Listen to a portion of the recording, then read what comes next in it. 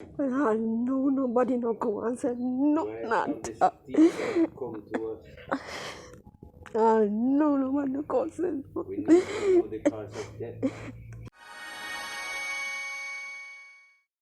How did you hear about the accident? WhatsApp status. It was on somebody's WhatsApp status. So I was just going through the status and I saw an accident. I saw the ambulance crash and I was like, what ambulance crash? And then just as you know the camera keep rolling, I said to my mother, but Peaches are years in the back of the ambulance. And she said, let me see it. And my brother hold the phone and look at it. So I called the person who shared the status. And he said somebody sent it to him, but he didn't have much information on what happened. When you realized that this is your grandmother in it, describe exactly how you felt at that point. Let me tell you, when I saw the ambulance, because knowing that she had left Lioneltown in an ambulance, it's like, you know, the fear of seeing somebody you know in it. So it's like you were bracing, because I know that she had left in an ambulance, and to see the ambulance crash is almost like I was bracing to hoping that it wouldn't be the one that she left in. Right. You know, so it's like you want to know instantly what happened, when it happened, how long ago. You know, you want all of the answers them at the same time, and then still waiting for somebody to call, give you any kind of information, as in, okay, then there was an accident, it happened at this time or whatever. Because even with social media, it doesn't give you a timeline as to when things really happen unless it's live. So you haven't heard anything from the authorities at all relating to the accident? No. No, nothing at all from no one. Even at this point in time? Even at this point in time. Even at this point in time. Alright, so let's go forward a bit. So when exactly did your grandmother pass on? We get the call Sunday morning. Alright, so the accident was Thursday. Mm-hmm. Alright. So what happened after the accident on Thursday? We got a call to register her 4 o'clock after 4 from the Maypen Hospital. So when we thought it was related to the accident. When I said to the girl, she's in an accident, she said she don't know of an accident. She's just registering her for the transfer. You know, so but then there was somebody in the background confirming to her that yes, there was an accident with the ambulance. So we went ahead and give them that information to register her. So after that, now after 6 we got another call, and this time now they were telling us that she was in an accident. She received a broken collarbone with a cut on her arm and one on her head, and she was admitted in the Denby Hospital. So if we could come in, or because it was closer to curfew, we asked if we could come in the next morning, and we were told yes. When we got to Mayfair now the next morning, because they said come to isolation. When we went, she wasn't there in isolation. They said check by emergency. When we went to emergency, the personnel at the front went and checked for us, and about an hour after, a doctor came out and said yes, he actually saw her, treated her in the night with the broken collarbone. He gave her some,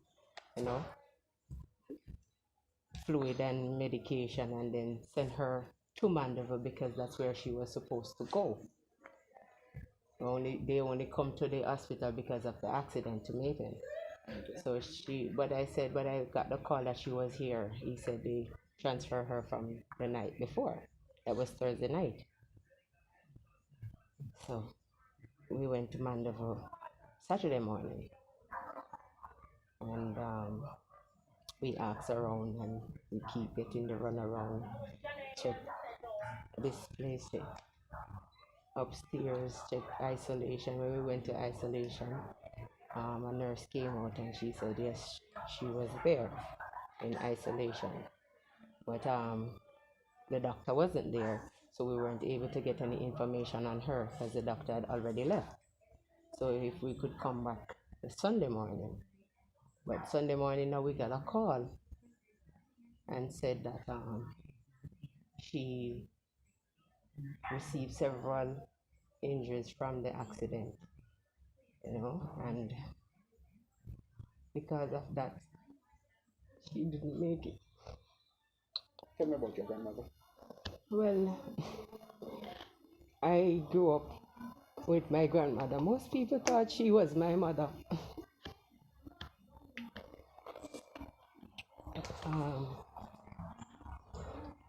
She was loving, she was kind, miserable at times, which makes it fun.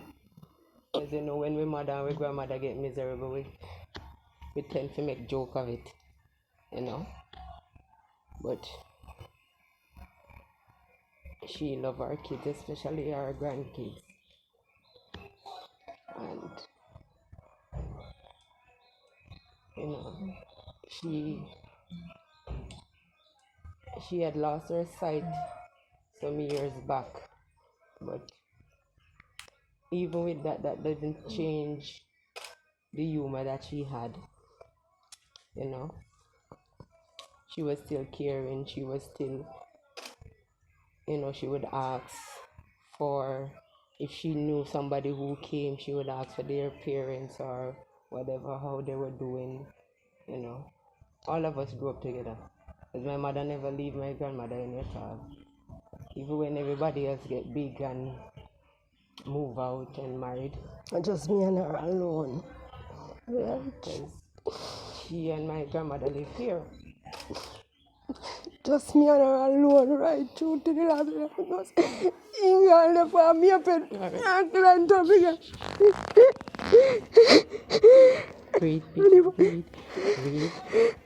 Breathe. And if the accident, uno dead and accident. We never get any injury, uno dead.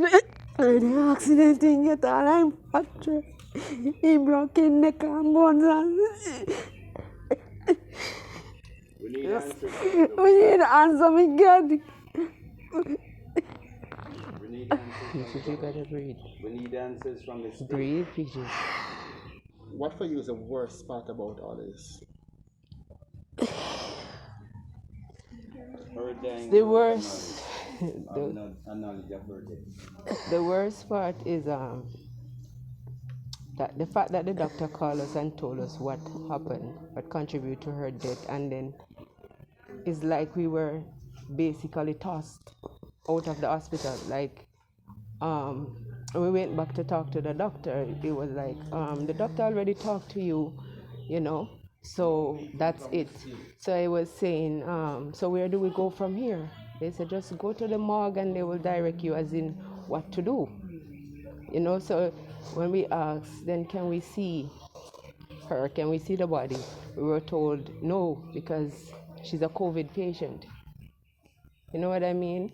At the end of the day is regardless of whether somebody has COVID or not, the fact that she was in an accident and nobody had called, different from the one doctor who called and said, yes, they treated her and she was admitted. Like, nobody called and say how severe the injuries were that she had received from the accident. They played it off and make it seem as if it was just minor injuries. And listening to the news, we were confident that it was just minor injuries.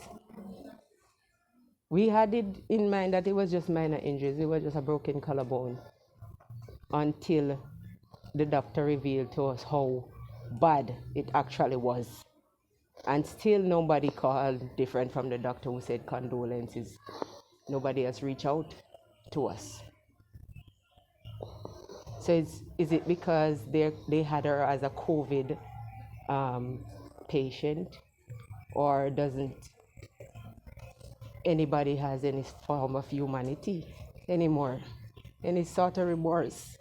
You just toss people, family members, just write them off as COVID victims and just tell them, oh, come and get your body and take them to whatever funeral home just because you feel like you're not supposed to be held responsible, or you're not supposed to come and talk to us and explain to us what actually happened to our family member.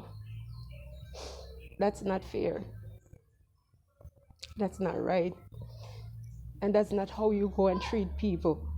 What is that going to miss most about? Everything. Everything. If you grow up with somebody like all of your life, even when you are apart, you talk to them on the phone, how can you not miss everything? I feel miss him right through because we alone, everybody gone. Out.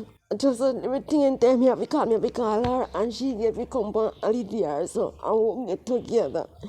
But I just when everybody gone, I just me and him alone, and my son, throw away.